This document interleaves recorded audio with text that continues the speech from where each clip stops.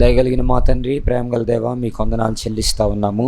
ఈ సాయంత్ర సమయంలో నీ సన్నిధిలో మేమున్నాం ప్రభువా. మాతో మీరు మాట్లాడమని ప్రార్థన చేస్తున్నాం తండ్రి. చిరవనొప్పులపాడులో ఎర్లీ మార్నింగ్ సర్వీస్ని దీవెనకరంగా జరిగించావు. మార్టిన్ చర్చిలో మార్నింగ్ సర్వీస్ని దీవెనకరంగా జరిగించావు. ఇప్పుడు ఈవినింగ్ సర్వీస్కి సిద్ధపడి వచ్చిన బిడ్డలను బట్టి మీకు స్తోత్రాలు తండ్రి. ప్రభువా, నీ వాక్యంతో మాట్లాడమని ప్రార్థన చేస్తున్నాం. ఇంతవరకు మంచి పాటలు మిమ్మల్ని స్తుతించడానికి సహాయం చేశావు. ఇప్పుడు నీ మాటలు విని నిన్ను స్తుతించడానికి సహాయం చేయమని ప్రార్థిస్తున్నాం తండ్రి. నీ సేవకుని మీ చేతులకు అప్పగిస్తున్నాం. వచ్చిన వారందరినీ కూడా మీ చేతులకు అప్పగిస్తున్నాం. వినగల చెవులు, గ్రహింపగల మనస్సు మీరు దయచేయండి ప్రభువా.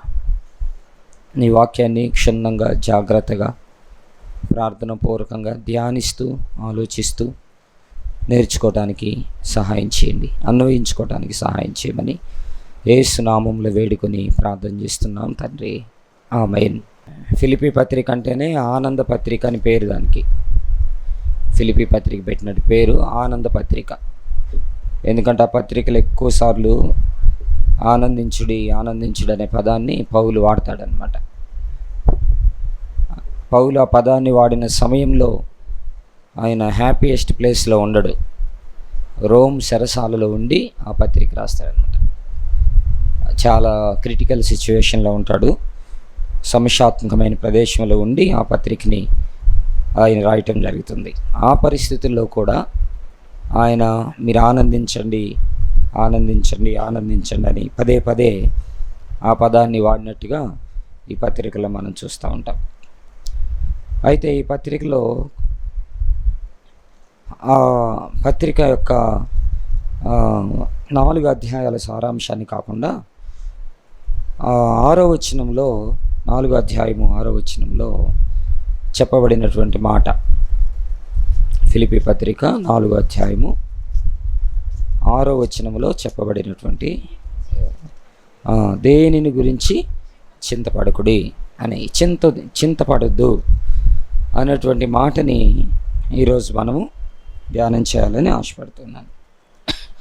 ఎందుకు మనం చింతపడకూడదు, ఎందుకు దిగులు పడకూడదు అంటే ఒక 3 విషయాలు చెప్తాను. ఒకటి, మన సమస్యకి దేవుడు మాత్రమే పరిష్కారం.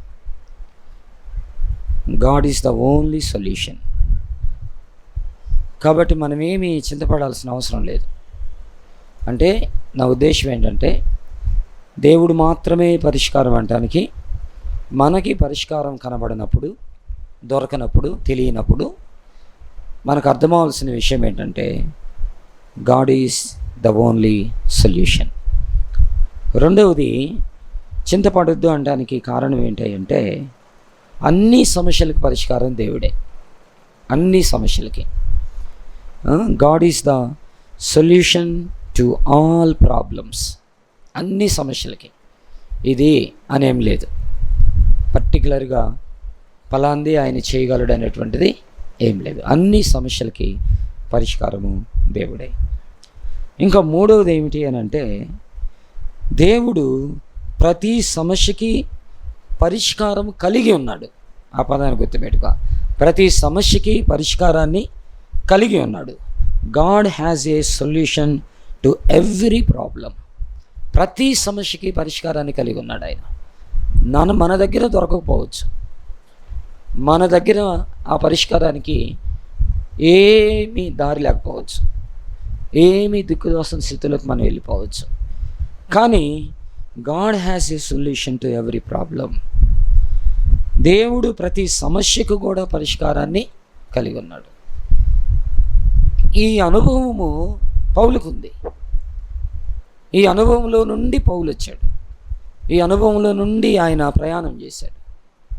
అందుకనే ఆయన ధైర్యంగా చెప్పగలిగిన మాట ఏంటంటే, మీరు చింతించొద్దు. ఎంత మంచి మాట రాశాడో. దేనిని గురించి చింతపడకుడి అనే మాటని వాడాడు. మరి ఎట్లాగా ఇది అంటే, అసలు ఆది నుంచి కానీ చూస్తే దేవుని వాక్యంలో ఎలా ఉంటుందంటే, మీరు చూడండి, యెషయా గ్రంథము 41వ అధ్యాయము 9వ వచనం. యెషయా గ్రంథము 41వ అధ్యాయము చూడండి. 41వ అధ్యాయము 9వ వచనం. అందరూ చూద్దాం బైబిల్. 41వ అధ్యాయము 9వ వచనం చూడండి. ఏం రాశారంట? బూదిగంతముల నుండి నేను పట్టుకొని దాని కొనల నుండి పిలుచుకొనినవాడా. ఈ మాటలు చూడండి ఎలా అంటాడో. బూదిగంతముల నుండి నేను పట్టుకొని దాని కొనల నుండి పిలుచుకొనినవాడా, నీవు నా దాసుడు అనియు నేను నిన్ను ఉపేక్షింపక ఏర్పరచుకుంటుననియు నేను నీతో చెప్పి ఉన్నాను, నీకు తోడై ఉన్నాను, భయపడకము, నేను నీ దేవుడినై ఉన్నాను, దిగులు పడకము, నేను నిన్ను బలపరుతును, నీకు సహాయము చేయువాడను నేనే. చూడండి, నీతి అను నా దక్షిణ హస్తముతో నిన్ను ఆదుకొందును. ఇది ఇక్కడ చాలా పెద్ద మాట ఉంది, చాలా పెద్ద మాట. నా దక్షిణ హస్తముతో నిన్ను ఆదుకొందును అని అనలా, నీతి అను నా దక్షిణ హస్తము. ఆయన ఆదుకునే విషయంలో ఏముందంట? నీతి ఉంది, నీతి ఉంది. ఇక్కడే మనం అర్థం చేసుకోవాల్సిన మాట. అంటే ఉద్దేశం ఏంటి? కొన్నిసార్లు నిన్ను ఆదుకోలేదు అంటే, కొన్నిసార్లు నీకు సహాయం చేయట్లేదు అంటే, కొన్నిసార్లు నువ్వు సఫర్ అవుతున్నావు అంటే అర్థం ఏంటో తెలుసా? దాంట్లో ఏదో సంథింగ్ రాంగ్. అది ఏదో ఉంది, లోపం ఏదో ఉంది, ప్రాబ్లం ఎక్కడో ఉంది, ఇబ్బంది ఎక్కడో బెండ్ అయి ఉంది, ఎక్కడో కష్టం ఉంది, ఎక్కడో సమస్య ఉంది. అది మనకు అర్థం అవ్వాలి. అంతేకాని దేవుడు తప్పు చేయడు, దేవుడు చేతగానుడు కాదు, దేవుడు వల్లగాంది కాదు. నీతి అను నా దక్షిణ హస్తమని, నా దక్షిణ హస్తం ఆదుకొని అనాలి కదా. కానీ నీతి అను నా దక్షిణ హస్తమో స్పెసిఫిక్ వర్డ్ ఎందుకు రాశాడు అలా? ఏదో ఉంది అక్కడ అనమాట. ఆయన ఆదుకోవటానికి అడ్డం ఏముందో దాన్ని మనం తొలగించుకోవాలా, దాన్ని మనం అడగాలి దేవుణ్ణి. ప్రభువా, నువ్వు ఆదుకోవటానికి నా జీవితంలో అడ్డం ఏంటో, సమస్య ఏంటో, ఇబ్బంది ఏంటో, కష్టం ఏంటో, ఆ నొప్పి ఏంటో, ఆ బాధ ఏంటో నాకు అర్థం కావట్లా, నాకు తెలియట్లా. నేనేమనుకుంటున్నాను, నువ్వు తీసేయలేదు అనుకుంటున్నాను, నువ్వు ఇంకా కనికరించలేదు అనుకుంటున్నాను, నువ్వు ఇంకా దృష్టించలేదు అనుకుంటున్నాను. కాదు కాదు, ప్రాబ్లం ఏంటంటే సమస్య ఎక్కడుందో నాకు తెలియట్లేదు, నాకు అది రివీల్ చేయి, నాకు అది బయలుపరచు. అంతేగా కొన్నిసార్లు మనం అడిగింది ఇవ్వరు తల్లిదండ్రులు. కారణం ఏంటి? మనకు తెలియదు ప్రాబ్లం, వాళ్ళకి తెలుసు ప్రాబ్లం. మనకేమనుకుంటాం తెలుసా? మనం ఇబ్బందిగా ఫీల్ అవుతాం, మనం కష్టంగా ఫీల్ అవుతాం. కానీ సమస్య వాళ్ళకి తెలుసు, కష్టం వాళ్ళకి తెలుసు, భవిష్యత్తు వాళ్ళకి తెలుసు, ఇబ్బంది వాళ్ళకి తెలుసు. కాబట్టి నో అంటానికి ఆస్కారం ఉంది. మనకేమనిపిస్తుంది? నొప్పి అనిపిస్తుంది, బాధ అనిపిస్తుంది. కానీ దేవుడు అది చూస్తాడు. కాబట్టి నీతి అను నా దక్షిణ హస్తము. చూసావా ఎంత చక్కగా రాశాడు? అలాగే 43వ అధ్యాయంలో కూడా ఇలా అంటాడు. 43వ అధ్యాయము 1వ వచనం చూడండి. అయితే యాకోబు, నిన్ను సృజించిన వాడు యెహోవా, ఇశ్రాయేలు నేను నిర్మించిన వాడు ఇలాగ సెలవిచ్చుచున్నాడు, నేను నిన్ను విమోచించి ఉన్నాను, భయపడకము, పేరు పెట్టి నిన్ను పిలిచి ఉన్నాను, నీవు నా సొత్తు, నీవు జలములలో పడి దాటినప్పుడు నేను నీకు తోడయ్యుందును, నదులలో పడి వెళ్ళినప్పుడు అవి నీ మీద పొర్లి పారవు, నీవు అగ్ని మధ్యన నడిచినప్పుడు కాలిపోవు, ఆ జ్వాలలు నిన్ను కాల్చవు. యెహోవానగు నేను నీకు దేవుడను, ఇశ్రాయేలు పరిశుద్ధుడనైనా నేను నిన్ను రక్షించువాడను, నీ ప్రాణ రక్షణ క్రయధనముగా ఐగుప్తునిచ్చిన్నాను. ఇంక చూడండి ఎలా మాట్లాడతాడు. దీంట్లో ముఖ్యమైన మాట ఏంటి తెలుసా? అయితే 41వ అధ్యాయంలో ఏమన్నాడు? నా దక్షిణ హస్తం ఆదుకొనును. కాబట్టి దేవుడు అయితే అనే పదములో ఏముంది? కొన్నిసార్లు మనము ఇబ్బందికరమైన పరిస్థితిలో ఉన్నప్పటికీ కూడా ఆయన ప్రేమ కలిగిన వాడు, దయగలిగిన వాడు, కృపగలవాడు. కాబట్టి సరి చేసుకొని, పాఠం నేర్పించి, బుద్ధి చెప్పి, హెచ్చరించి, దారికి తెచ్చుకొని ఇచ్చే దేవుడు. అది అయితే అనే మాటలు ఏంటంట? సరి చేసుకొని, హెచ్చరించి, బుద్ధి చెప్పి, దారికి తెచ్చి, దెబ్బగొట్టి, కట్టుగట్టి మనం ఆదుకునేవాడే కానీ వదిలిపెట్టేవాడు కాదు. మనల్ని బాగు చేసేవాడే కానీ వదిలిపెట్టేవాడు కాదు. మనకి మేలు చేసేవాడే కానీ వదిలిపెట్టేవాడు కాదు. మనకి సహాయం చేసేవాడే కానీ, మనల్ని పట్టుకొని లేవనెత్తేవాడే కానీ వదిలిపెట్టేవాడు కాదు. ఎంత మంచి పదాలు వాడతాడండి ఆ భాగంలో. నేను నిన్ను విమోచించి ఉన్నాను. I have redeemed you. నేను విమోచించాను నిన్ను అనే పదం వాడతాడు. భయపడకము, ఫియర్ నాట్ అనే పదం వాడతాడు. నీవు నా సొత్తు, యు ఆర్ మైన్. ఆ పదాలు చూడండి ఎలా ఉంటాయో.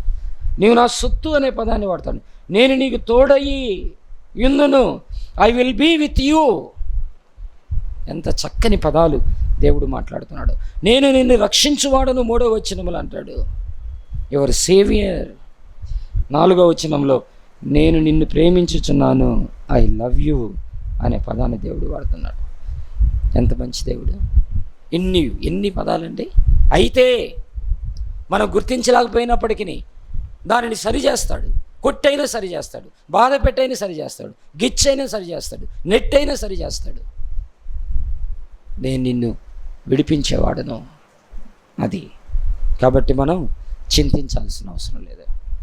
ఆయన పిల్లలం, ఆయన మీద ఆధారపడ్డాం, ఆయన వైపు చూస్తున్నాం, ఆయనే దిక్కుగా భావిస్తున్నాం, ఎదురు చూస్తున్నాం. నువ్వు తప్ప ఇంక నన్ను ఎవరు విడిపించగలడనే ఒక నిరీక్షణతో, విశ్వాసంతో, ప్రార్థనతో మన కన్నులు ఆయన వైపు ఎత్తి, మన చేతులు ఆయన వైపు చూచి, మన దృష్టి ఆయన వైపు ఉంచి, మన హృదయాన్ని ఆయనకు అర్పించి ఎదురు చూస్తున్నాం. దేవుడు వదిలిపెట్టడే. చూడండి ఇంకొక మాట, 46వ అధ్యాయము 1వ వచనం నుంచి ఏమన్నాడు. 46వ అధ్యాయము 1వ వచనం నుంచి ఏమన్నాడో చూడండి. బేలు కూలుచున్నది, నెబో కృంగుచున్నది, వాటి ప్రతిమలు జంతువుల మీదను పశువుల మీదను మోయబడి ఉన్నవి. మీ మోతలు సొమ్మచిల్లు పశువులకు భారముగా ఉన్నవి. అవి కూలుచు నుండి ఆ బరువులకు విడిపించుకోలేక తామే చెరలోనికి పోవచ్చున్నవి. ఇప్పుడు చూడండి, యాకోబు ఇంటి వారులారా, ఇశ్రాయేలు ఇంటి వారిలో శేషించిన వారులారా, గర్భమును పుట్టిన మొదలుకొని నా చేత భరింపబడిన వారులారా, తల్లి ఒడిలో కూర్చున్నది మొదలుకొని నేను సంకపెట్టుకున్న వారులారా. ఎన్ని మాటలు చెప్పాడండి ఈ మాట చెప్పడానికి. 4వ వచనంలో మాట చెప్పడానికి దేవుడు ఎక్కడి నుంచి చెప్పుకొని వచ్చాడో చూడండి. బబులోను దేవతల గురించి, ఐగుప్తు దేశం గురించి, తన ప్రజల యొక్క ఇక్కట్లు, బాధలు, సమస్యలు, ఇబ్బందులు అన్నీ గుర్తు చేసుకొని వచ్చి, వాడి మోతలు సమస్యలిపోయినాయి, నెబో కూలిపోయింది, బేలు కూలుచున్నది, నెబో కృంగిపోయింది. ఇలా అన్ని చెప్పుకొని వచ్చి ఆయన ఏమన్నాడంటే, యాకోబు ఇంటి వారులారా, ఇశ్రాయేలు ఇంటి వారులారా, శేషించిన వారులారా, గర్భమును పుట్టినది మొదలుకొని నా చేత భరింపబడిన వారులారా, తల్లి ఒడిలో కూర్చున్నది మొదలుకొని నేను సంకపెట్టుకున్న వారులారా. ఏంటంట? Listen my words. వినండి, నా మాట వినండి. ఏం చెప్పాలనుకున్నాడు? ముదిమి వచ్చే వరకు నిన్ను ఎత్తుకునేవాడని నేనే, తల వెంట్రుకలు నెరిగి వరకు నిన్ను ఎత్తుకునేవాడని నేనే చేసి ఉన్నాను. సంకబెట్టుకునేవాడని నేనే, నిన్ను ఎత్తుకొని కాదు, ఎత్తుకుంటాను కాదు, ఎత్తుకొనుచు. ఒక మాట చెప్పంటారా? స్టిల్ నువ్వు ఎక్కడున్నావో తెలుసా? ఆయన సంఖలో ఉన్నావు, ఆయన సంఖలో ఉన్నావు. ఇంకెందుకు చింతించటం? వస్తాయి సమస్యలు, వస్తాయి ఇబ్బందులు, వస్తాయి వ్యాధులు, వస్తాయి బాధలు, వస్తాయి తుఫానులు. ధోనిలో తుఫాన్ రాలేదా? ఆయన అమరమున అక్కడే నిద్రపోతున్నాడు. సముద్రం మీద తుఫాన్ రాలేదా? ఆయన అక్కడే నీళ్ళ మీద నడుచుకుంటూ వస్తా ఉన్నాడు. వివాహంలో ద్రాక్షరసం అయిపోలేదా? ఆయన వివాహానికి పిలువబడ్డాడు. పక్షవాతం కలిగిన వ్యక్తి అక్కడ పడిపోయలేడా? ఆయన మరలా కపెర్నహూములోనికి తిరిగి వచ్చాడు. సిలోయము కోనేటి దగ్గర 38 సంవత్సరాలు అక్కడ లేడా? ఆయన వెళ్ళి పిలిచాడు. దేవుడు అంటున్నాడు, నువ్వు ఇప్పుడు నా చంకనేసుకున్నాను నిన్ను. అందుకే ఏమన్నాడు? నిన్ను ఎత్తుకొనుచు రక్షించువాడని నేనే. ఇంకెందుకు చింతించాలి మనం? ఇంకెందుకు దిగులు పడాలి మనం? సామాన్యమైన మాట కాదండి. పౌలు చెరసాలలో ఉండి మాట్లాడుతున్నాడు, బంధించబడి మాట్లాడుతున్నాడు. నెక్స్ట్ చెరసాల నుంచి నెక్స్ట్ ఆయనకేంటో తెలుసా? చావే. ఇంకా మళ్ళీ విడిపించి సువార్త లేదు. ఎందుకు? అదే ఫిలిప్పీ పత్రికలు ఏమన్నాడు? నా మట్టుకైతే బ్రతుకుడు క్రీస్తు, చావైతే లాభం. ఇక అయిపోయింది జీవితం. అలాంటి సిచ్యువేషన్లో మాట్లాడిన మాట అది. అలాంటి పరిస్థితుల్లో ఎందుకంటే ఈ అనుభవాలు ఆయన జీవితంలో ఉన్నాయి. దేవుడిని రుచి చూశాడు, ఎరిగాడు, గ్రహించాడు, విన్నాడు, చదివాడు, తెలుసుకున్నాడు.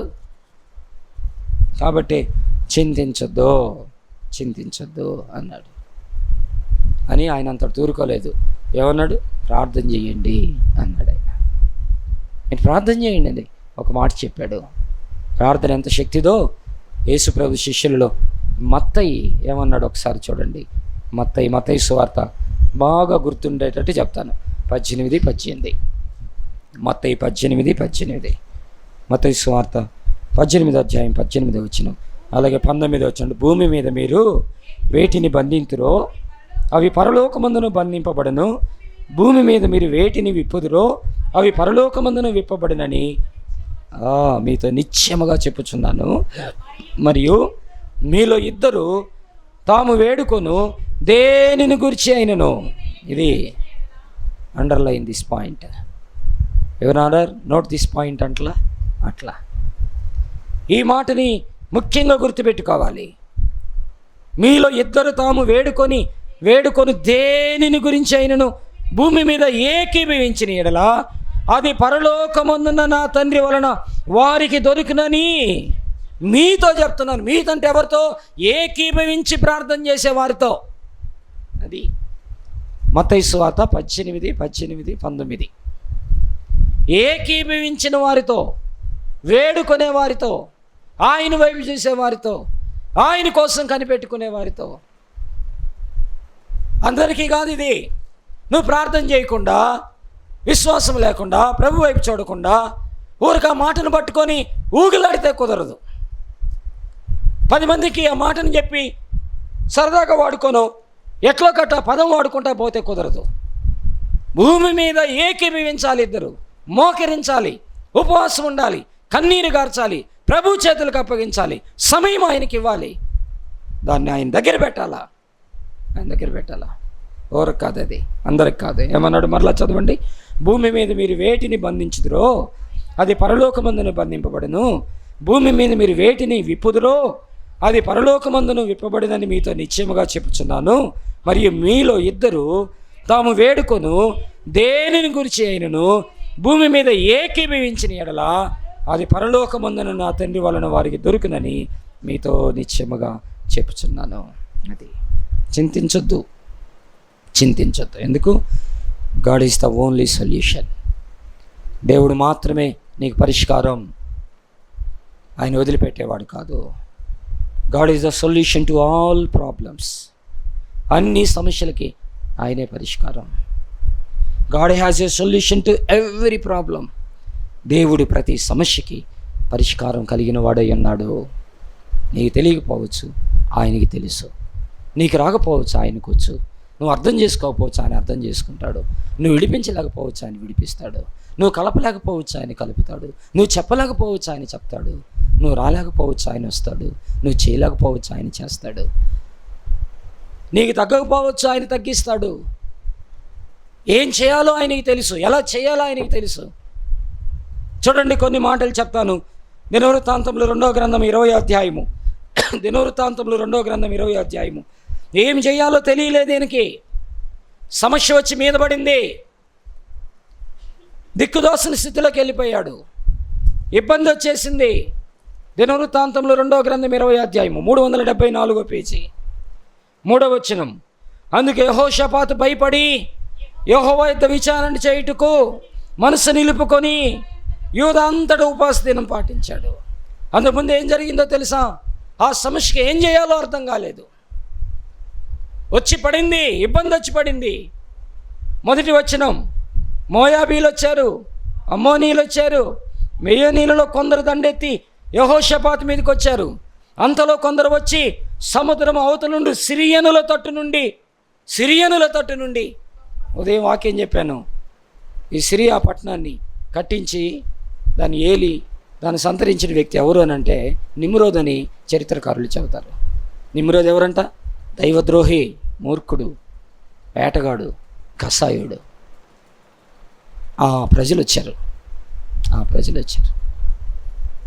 అలాంటి పరిస్థితి వచ్చేసింది. ఏం చేయాలో దిక్కుదోచట్లేదు, ఏం చేయాలో అర్థం కావట్లేదు. పాలుబోని పరిస్థితి. ఈ మాట చదివినప్పుడు 3వ వచనంలో, అందుకే యెహోషాపాతు భయపడి యెహోవా యొద్ద విచారించుటకు మనసు నిలుపుకునే మాట చూడండి. ఆ మాట చాలాసార్లు చదివితే యెహోషాపాతు భయపడి యెహోవా యొద్ద విచారించుటకు, అంటే యెహోవా యొద్ద మనసు నిలుపుకున్నాడంటే అతను, నేను అనుకుంటాను, చాలా సమయము వేదన చెందాడు, బాధపడ్డాడు, చింతపడ్డాడు, భయపడ్డాడు, కృంగిపోయాడు, నలిగిపోయాడు, బాధపడ్డాడు, దిక్కుదోసని స్థితిలోకి వెళ్ళిపోయాడు. తల పట్టుకొని కూర్చొని ఉంటాడు.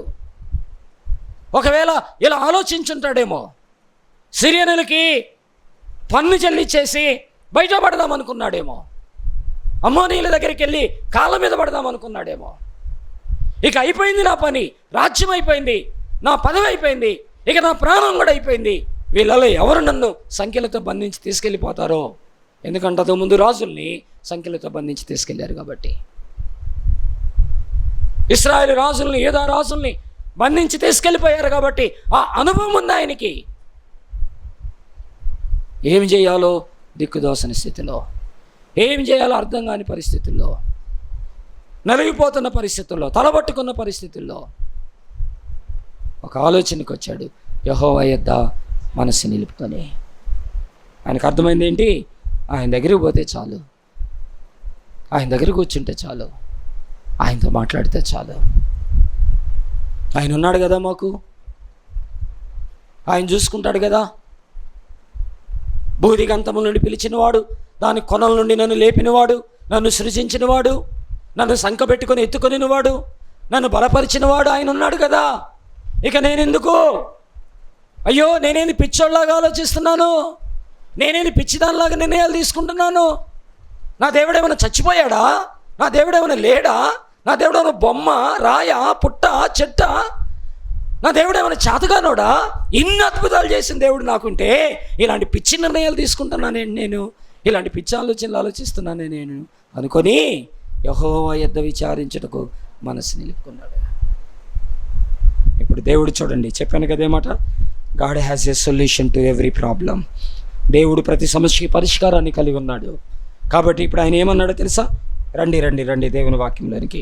15వ వచనం, 20వ అధ్యాయం 15వ వచనం చూడండి. ఏమన్నా? యోధావారులారా, యెరూషలేము కాపురస్తులారా, యెహోషాపాతు రాజా, ఇది మాట్లాడుతున్నాడు దేవుడు ప్రవక్త ద్వారా.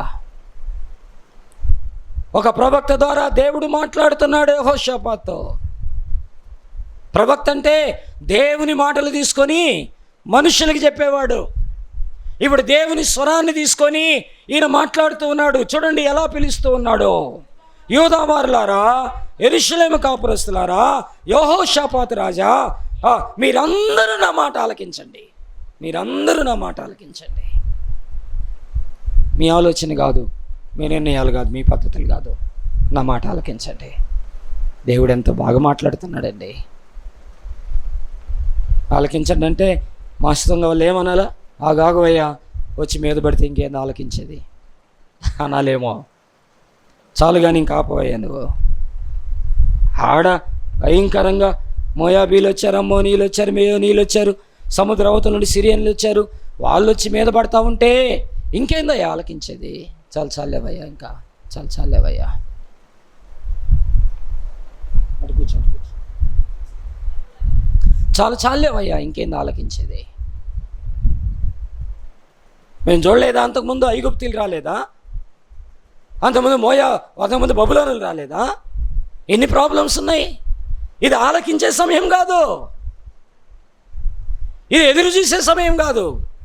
గొంతు మీదకి వచ్చింది సమస్య అని అనట్లా. ఆ మాట చెప్పగానే ఇదైతే చూపించామన్నాడు. చూడండి, మీరందరూ ఆలకించడి, యెహోవా సెలవిచ్చినదేమనగా, ఈ గొప్ప సైన్యమునకు, ఫస్ట్ మాట చూడండి ఏమన్నాడు? భయపడొద్దు, జడియకుడి, ఈ యుద్ధం మీరు కాదు, దేవుడు జరిగిస్తాడు. ఏంటంట? God has a solution to every problem. దేవుడు ప్రతి సమస్యకు పరిష్కారాన్ని కలిగి ఉన్నాడు కాబట్టి అంటున్నాడు, మీరు భయపడొద్దు. రెండవది, జడియొద్దు, యుద్ధం మీరుగా చేసేది నేను యుద్ధం చేసేది, నేను మీకు సహాయం చేసేది, నేను మిమ్మల్ని స్వస్థపరిచేది, నేను మీకు మేలు చేసేది, నేను మిమ్మల్ని ఆదుకునేది. యుద్ధం మీరు కాదు, యెహోవా దేవుడే జరిగించును, దేవుడే జరిగించును. 17వ వచనం చూడండి. ఈ యుద్ధంలో మీరు పోట్లాడవలసిన నిమిత్తం లేదు. ఆహా, దేవుడేం మాట్లాడుతున్నాడండి. ఈ యుద్ధంలో మీరు పోట్లాడవలసిన నిమిత్తం లేదు. యూదా వారులారా, యెరూషలేము వారులారా, మీరు యుద్ధ పంక్తులు తీర్చి నిలబడుడి. మాట వినండి, యుద్ధంలో మీరు ఉండాలి కానీ యుద్ధం మీరు చేయరు. అది మీరు పంక్తులు తీసి నిలబడండి, వరుసగా నిలబడండి, యుద్ధానికి నిలబడినట్టు నిలబడండి. మీరు యుద్ధంలో ఉంటారంతే, యుద్ధం చేసేది మీరు కాదు, నేను. కొన్నిసార్లు కొన్ని సమస్యలకి అవసరాలు కొంతమంది ఏమంటారంటే, నీకెందుకు, నువ్వు నాతో రా, నువ్వు బయట నిలబడు, నేను వెళ్ళి మాట్లాడొస్తాను. నేను ఎందుకులేండి మీరు మాట్లాడమంటే ఆయన ఏమంటాడు తెలుసా? ఏమంటారు చెప్పండి? నువ్వు రావయ్యా, నువ్వు చేసేది ఏం లేదు, నువ్వు వచ్చా నిలబడవయ్యా, నీ సమస్య నేను కదా తీర్చేది, నువ్వు నిలబడు. దేవుడు కూడా అదే అంటున్నాడు, నాకెందుకులని చేతులు ఎత్తేయొద్దు, నువ్వు నిలబడు, దేవుడు యుద్ధం చేస్తాడు. ఎలా నిలబడాలా? పొజిషన్లో నిలబడాలా. ఎందుకంటే దేవుడు ఎలా యుద్ధం చేశాడో రేపు నువ్వు సాక్షిగా ఉండాలంటే నీ కళ్ళ ముందు అది కనబడాలా, అది తెలియాలి వాళ్ళకి. వెళ్ళి ఇంట్లో పడుకొని నిద్రపోతుంటే కుదరదు, ఎక్కడో కూర్చుంటే కుదరదు, నిలబడాలి అక్కడ. చాలాసార్లు నేను రాను, నాకు కుదరదు, అవ్వదు, ఎటు జరిగితే అటు జరిగింది కాదు. నువ్వు నిలబడాలి యుద్ధంలో, నువ్వు ఉండాలి యుద్ధంలో. యుద్ధ భూమిలోకి నువ్వు రావాలి, యుద్ధ భూమిలో నిలబడాలి. యుద్ధము దేవునిదే. ఈ యుద్ధంలో మీరు పోట్లాడవలసిన అవసరం లేదు, నిమిత్తం లేదు. యూదా వారులారా, యెరూషలేము వారులారా, మీరు యుద్ధ పంతులు తీర్చి నిలవబడుడి. మీతో కూడనున్న యెహోవా దయచేయి రక్షణను మీరు చూచెదరు. భయపడకుడి, జడియుడి, రేపు వారి మీదికి పోవుడి, యెహోవా మీతో కూడా ఉన్నాడు. ఎంత అద్భుతం! ఏముందంటే దేవుని దగ్గర పరిష్కారం కలిగి ఉన్నాడు. ఆయన పరిష్కారం ఎలా ఉందంటే, నువ్వు నిలబడు, నేను చూసుకుంటాను, నువ్వు రా, నేను చూసుకుంటాను, నువ్వు ఉండు, నేను చూసుకుంటాను. ఎలాంటి పరిష్కారాన్ని కలిగి ఉన్నాడో ఈ సాయంకాలం మనం ఆలోచిద్దాం. ఆయనకి తెలుసు, ఆయనకి తెలుసు. కాబట్టి నా ప్రియమైన దేవుని బిడ్డలారా, పౌలు అంటున్నాడు, మీరు దేన్ని గురించి చింతపడద్దు. యుద్ధమే కాదు, అది ఏదైనప్పటికీ కూడా, ప్రాణ సంకటన, ప్రాణాపాయమైన పరిస్థితి అయినప్పటికీ కూడా, మనకి తెలిసిన వాక్యమే మరొకటి గుర్తు చేస్తాను. యెషయా గ్రంథం 38వ అధ్యాయం 1వ వచనం, రాజులు 2వ గ్రంథం 20వ అధ్యాయం 1వ వచనం. ఈ 2 భాగాలలో ఒకే అంశము జిరాక్స్ కాపీలాగా ఎత్తి రాసినట్టుగా రాశాడు. Same matter. యెషయా గ్రంథం 38వ అధ్యాయంలో ఏ విషయాలు అయితే ఉంటాయో, రాజులు 2వ గ్రంథం 20వ అధ్యాయంలో అదే విషయాలు రాయబడి ఉంటాయి. ఏంటంటే అది హిజ్కియాకు మరణకరమైన రోగము వచ్చినప్పుడు పరిష్కారం దేవునికి తెలుసు. ఎలా హిజ్కియాని దగ్గరికి తెచ్చుకోవాలో, ఎలా హిజ్కియాని హెచ్చరించాలో, ఎలా హిజ్కియాని సరిచేయాలో, ఎలా హిజ్కియాకు ఆయుష్ పొడిగించాలో, ఎలా హిజ్కియాని మరలా ఆలోచింపజేసి మామూలు స్థితిలోనికి తెచ్చుకోవాలో దేవునికి తెలుసు. మరణకరమైన జబ్బు ఒకటి పెట్టాడు, ప్రవక్త ద్వారా హెచ్చరించాడు, ప్రార్థన చేయించాడు, మరలా అదే ప్రవక్తని పంపించాడు. 15 సంవత్సరాల ఆయుష్ పొడిగించుచున్నాను అని చెప్పాడు. పరిష్కారం దేవునికి తెలుసు. నేను బయటికి తెచ్చే విధానం దేవునికి తెలుసు. నేను ఆదుకునే విధానం దేవునికి తెలుసు. నిన్ను బలపరిచే విధానం దేవునికి తెలుసు. ఆయన మాట ఆలకిస్తే చాలు, ఆయన మాట ఆలకిస్తే చాలు. ఆ తర్వాత మరికొన్ని విషయాలు జ్ఞాపకం చేయడానికి ఇష్టపడుతున్నాను. యోనా గ్రంథం 3వ అధ్యాయం 4-5 వచనాలు మీరు గమనించినట్లయితే, దేవుడు మాత్రమే పరిష్కారం అని చెప్పాను కదా. God is the only solution. ఎలా? యోనా వెళ్ళి ప్రకటన చేశాడు. నీనేవే పట్టణ ప్రజలు ఏం చేశారు? అందరూ ఉపవాసం ఉండి, అందరు సింహాసనం దిగి, అందరూ గోనె పట్టుకట్టుకొని అందరూ ఆయనకి ప్రార్థన చేస్తున్నారు. ఆయనే ఇంకా దానికి నీనేవే పట్టణ ప్రజలకు దేవతలు లేరా? దేవుళ్ళు లేరా? నీనేవే పట్టణ ప్రజలకు దారులు లేవా? బోలెడన్ని ఉన్నాయి. కానీ విషయం ఏంటో తెలుసా? ఆయన మాత్రమే. ఇక ఎవరి దగ్గరికి వెళ్ళినా ఉపయోగం లేదు. ఎలా తెలుసుంటుంది వాళ్ళకంటే, ఈ వాడ నాయకుడి విషయాలు బయటికి వెళ్ళిపోయి ఉంటాయి. వాళ్ళ దేవతలకి దేవుళ్ళకి పూజలు చేశారు. ఓడ సముద్రము తుఫాను ఆగిపోవాలని ఎవరి వల్ల కాలేదు. యోనా దేవుడి వల్లే అయిందా పని. యోనా దేవుడి వల్ల అయిందా పని. ఈ సందేశం వెళ్ళిపోయి ఉంటుంది. ఈ సందేశం వెళ్ళిపోయి ఉంటుంది. చుట్టుపక్కల ప్రాగిపోయి ఉంటుంది. ఈయన కూడా చెప్పగానే ఆయన దగ్గరికి వెళ్ళి మొరపెట్టుకొని, దేవుడే ఒక గొప్ప మాట అండి అది. ఆయన పశ్చాత్తాప్తుడై చేయదలిచిన కీడు చేయక మానెను అని రాయబడింది. చూసారా? అలాగే ఆదికాండం 30వ అధ్యాయము 1-2 వచనాలు, 22వ వచనంలో కూడా యాకోబు రాహేలు జీవితంలో జరిగిన సంఘటన. రాహేలు వచ్చి యాకోబుతో ఏం మాట్లాడుతుందో ఒక్కసారి చూడండి. ఆయన మాత్రమే పరిష్కారం అంటానికి యాకోబు మాట్లాడిన మాట చాలా గొప్పదండి. అక్కడ చూడండి, యాకోబు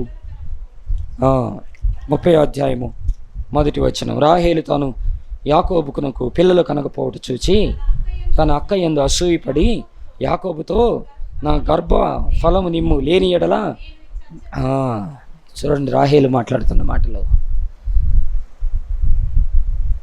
తాను యాకోబునికి పిల్లలు కనకపోవట చూచి తన అక్క యందు అసూయత యాకోబుతో, నాకు గర్భఫలమిమ్ము లేని ఎడల నేను చచ్చేద్దునా. నేను యాకోబు కోపము రాహేలు మీద రగులు కొనగా అతడు, నేను నీకు గర్భఫలమును ఇయ్యకపోయినా దేవునికి ప్రతిగా ఉన్నానా అన్నాడు. నేనేమన్నా దేవునికి ప్రతిగా ఉన్నానా? నేను నా మీద తిరుగుబాటు చేస్తున్నావేంటి?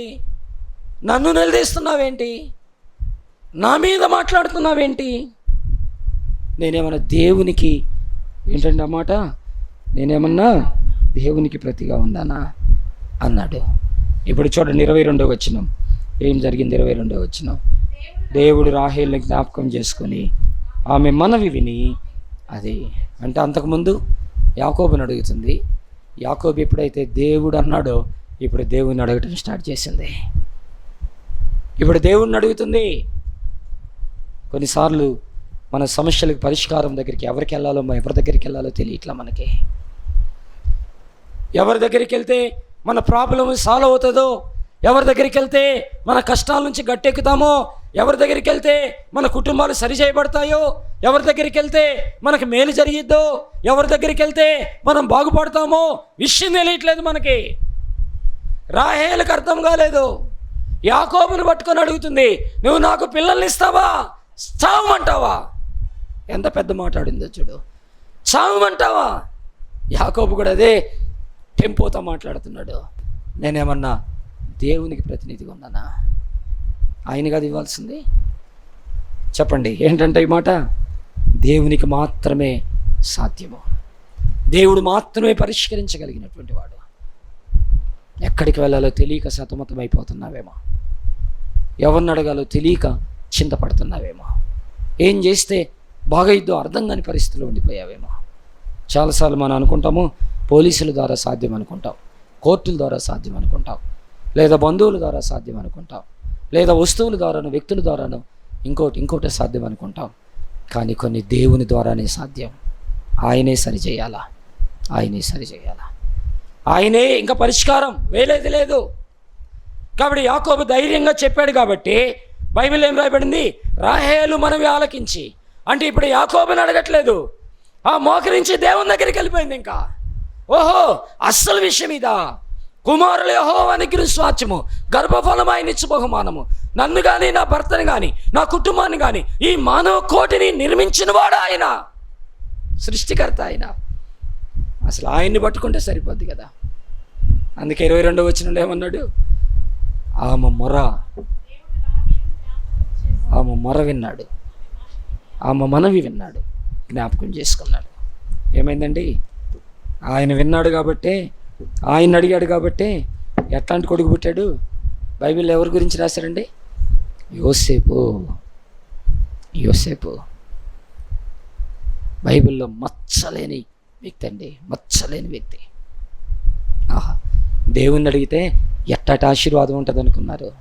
చిన్న లోపం కూడా కనబడకుండా ఇవ్వగలిగిన వాడు. ఎవరు వేలెత్తి చూపలేరు, ఎవరు ఇది అని వంకబెట్టలేరు.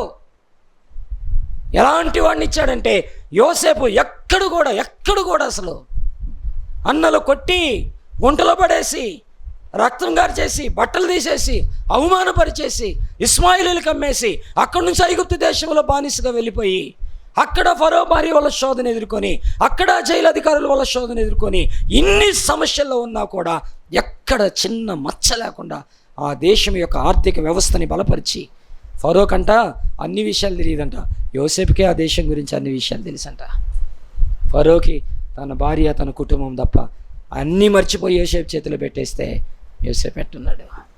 ఆయన ఏమంటాడు తెలుసా? కష్టాలు వస్తే, బాధలు వస్తే, సమస్యలు వస్తే, ఇబ్బందులు వస్తే తన అన్నలు తిరిగి వచ్చినప్పుడు ఒక మాట అంటాడు, దేవుడి మేలు కోసమే చేశాడులే, దేవుడి మేలు కోసమే చేశాడులే. ఎక్కడ మచ్చలేదండి, ఎక్కడ మచ్చలేదు. దేవుడు యోసేపుకి ఇచ్చిన ఘనత ఏంటో తెలుసా? ఆయన చనిపోయి చాలా సంవత్సరాలు అయినప్పటికీ కూడా ఆయన ఎముకల్ని పెట్టెలో పెట్టుకొని పాలు తేనెలు ప్రవహించే దేశంలోనికి 40 సంవత్సరాలు కానాన్లో నడిచారు. ఇలా చెప్పొచ్చా? 6 లక్షల మంది ఆయన ఎముకలను మోసుకుంటూ వచ్చారు. మోషే ఎర్ర సముద్రాన్ని చీల్చిన, మోషే యుద్ధం చేసిన, మోషే కొండ మీదకి వెళ్ళిన, మోషే 10 ఆజ్ఞలు తీసుకొచ్చిన, మోషే వీళ్ళ విషయం బాధపడిన, కన్నీరు గార్చిన, మోషే ప్రతి క్షణం దేని గురించి ఆలోచిస్తూ వచ్చుంటాడు? యోసేపు ఎముకలు, యోసేపు ఎముకలు, యోసేపు ఎముకలు. వస్తున్నాయా? తెస్తున్నారా? ఇశ్రాయేలీలు మెడవంచని వారైనా కూడా యోసేపు ఎముకలు పాలు తేనెలు ప్రవహించే దేశానికి వచ్చేసాయి. ఎందుకు? దేవుణ్ణి అడిగి పొందుకుంది కాబట్టి. చింతపడద్దు, చింతపడద్దు, దేని గురించి చింతపడద్దు, అస్సలు భయపడద్దు, కృంగిపోవద్దు, కలవరపడద్దు. నమ్మిన దేవుడు చాలా గొప్పవాడు, చాలా అద్భుతాలు చేయగలిగిన వాడు. ఎంత ఆశ్చర్యం. అలాగే ఇంకొక రెఫరెన్స్ కూడా గుర్తు చేస్తాను. యోహాను సువార్త 2వ అధ్యాయము వివాహం గురించినటువంటి సందర్భం రాయబడి ఉంటుంది. ఆయన మాత్రమే పరిష్కారం దీనికి. ఇక ఎవరి వల్ల కాదా సమస్య. వాళ్ళు అనుకున్నారు 2వ అధ్యాయము యోహాను సువార్త 2వ అధ్యాయము ఏం రాశారండి? 3వ దినమున గలిలయలో కానాను ఊరిలో ఒక వివాహం జరిగిన. యేసు తల్లి అక్కడ ఉండిన. యేసును ఆయన శిష్యుల వివాహానికి పిలువబడిరి. ద్రాక్షారసం అయిపోయినప్పుడు యేసు తల్లి వారికి ద్రాక్షారసం లేదని ఆయనతో చెప్పగా, చూడండి, వివాహంకు పిలువబడిరి. ద్రాక్షారసం అయిపోయినప్పుడు యేసు తల్లి వారికి ద్రాక్షారసం లేదని ఆయనతో చెప్పగా, యేసు ఆమెతమ్మ నాతో నీకేం పని, నా సమయం ఇంకనూ రాలేదు అనెను. ఆయన తల్లి పరిచారకులను చూచి ఆయన మీతో చెప్పునది చేయుడు అనెను. యూదుల శుద్ధీకరణ ఆచార ప్రకారం 2-3 తూములు పట్టు 6 రాతి బాణులు అక్కడ ఉంచబడి ఉండని. యేసు ఆ బాణులు నీళ్లతో నింపుడని వారితో చెప్పగా వారు వాటిని అంచుల మట్టుకు నింపిరి. అప్పుడు ఆయన వారితో మీరిప్పుడు ముంచి విందు ప్రధాని యొద్దకు తీసుకొని పోండి చెప్పగా వారు తీసుకొని పోయిరి. ఆ ద్రాక్షారసం ఎక్కడి నుండి వచ్చినో ఆ నీళ్లు ముంచి తీసుకొని పోయిన పరిచారకులకే తెలిసినది కానీ విందు ప్రధానికి తెలియకపోయిన గనుక ద్రాక్షారసమైన ఆ నీళ్లు రుచి చూసినప్పుడు ఆ విందు ప్రధాని పెండ్లి కుమారుని పిలిచి ప్రతివాడును మొదట మంచి ద్రాక్షారసం పోసి జనులు మత్తుగా ఉన్నప్పుడు జబ్బు రసం పోయిను, నీవైతే ఇదివరకు నువ్వు మంచి ద్రాక్షారసం ఉంచుకొని ఉన్నావని అతనితో చెప్పాను. గలిలయలో కానాలో యేసు మొదటి సూచక్రియ చేసి తన మహిమను బయలుపరిచిన. అందువలన ఆయన శిష్యులు ఆయన యందు విశ్వాసం ఉంచిరి. వింటున్నారు ఈ మాటలు? ఎవరన్నా చేయగలరా? నీళ్ళని ద్రాక్షారసంగా? ద్రాక్షారసాన్ని నీళ్ళు చేయగలరు, మనందరం కూడా చేయగలం కదా. మనందరం కూడా ద్రాక్షారసాన్ని నీళ్ళు చేయగలం, కానీ నీళ్ళని ద్రాక్షారసంగా ఎవరు చేయగలరు? అది కూడా ఏమన్నా ఒక గ్లాసా, ఒక చెంబా, ఒక బిందె? 6 రాతి బాణలు. బాణ అంటేనే చాలా పెద్దది. యూదుల శుద్ధీకరణ ఆచార ప్రకారము 6 రాతి బాణలు. అవి కూడా వాళ్ళ యొక్క పద్ధతిలో ఉన్నటువంటివి, వాళ్ళ విధానం అది. నీళ్లు పోస్తే నీళ్లు తీసుకెళ్ళి తాగుతుంటే ద్రాక్షారసం అయిపోయింది. ఆయనకు మాత్రమే సాధ్యం. కొన్నిసార్లు రుచి, రంగు, దారి, గీరి ఏమి తెలియని కనబడని కన్ఫ్యూషన్లో నువ్వు ఉన్నా కూడా దానిని అందముగా, రుచిగా, ఆరోగ్యకరంగా, మేలుకరంగా, ఆశ్చర్యకరంగా మార్చగలిగిన వాడు ఆయన మాత్రమే. చింతపడద్దు, చింతపడద్దు. ఆయన వదిలిపెట్టే దేవుడు కాదు, విడిచిపెట్టే దేవుడు కాదు. అందుకని ఇలా అంటాను. నేను 2 మాటలు చెప్తాను చూడండి. ఈ కార్యం జరగటానికి ప్రధాన కారణం ఏంటంట? పౌలు ప్రార్థన చేయండి అన్నాడు. ప్రార్థన చేసిన దాన్ని విశ్వసించండి అన్నాడు. విశ్వసించిన దాన్ని నిరీక్షించండి అన్నాడు. దేవుని అద్భుత కార్యాలు మన జీవితంలో జరగటానికి ఈ 3 కారణాలు. ప్రార్థించండి, విశ్వసించండి, నిరీక్షించండి. ప్రార్థన చేసుకుందాం, తల వంచుదాం, కళ్ళు మూసుకుందాం. నా ప్రియమైన దేవుని బిడ్డలారా, ఈ సాయంత్రం ప్రభు మనతో మాట్లాడుతున్నాడు. చింతపడద్దు, దేనిని గురించి చింతపడద్దు. భూదిగంతముల నుండి, దాని కొనల నుండి నిన్ను పిలిచి పట్టుకున్నవాడు చెప్తున్న మాటలు, నిన్ను ఏర్పాటు చేసుకున్నవాడు చెప్తున్న మాటలు, నిన్ను చంకబెట్టుకొని ముదిమి వచ్చు వరకు ఎత్తుకొని నడిపించేవాడు చెప్తున్న మాటలు. మీరు దేన్ని గురించి చింతపడద్దు. ప్రార్థించండి, విశ్వసించండి, నిరీక్షించండి. దయగలిగిన మా తండ్రి, మీకు వందనాలు చెల్లిస్తూ ఉన్నాం ప్రభువా. దేవుడు ప్రతి సమస్యకి పరిష్కారం కలిగి ఉన్నాడన్న సత్యం మాకు అర్థమవటానికి సహాయం చేయండి. దేవుడే అన్ని సమస్యలకు పరిష్కారం అన్న సత్యం మాకు అర్థమవటానికి సహాయం చేయండి. దేవుడు మాత్రమే పరిష్కారం అన్న విషయం మాకు అర్థమవటానికి సహాయం చేయండి ప్రభువా. ఏ విషయంలో దిగులు పడక, భయపడక, చింతపడక, కలవరపడక ఏకీభవించి ప్రార్థన చేసి, విశ్వసించి, నిరీక్షించి మేలు పొందటానికి సహాయం చేయమని యేసు నామములో ప్రార్థించి అడిగి వేడుకొంచున్నాం తండ్రి. ఆమేన్, ఆమేన్.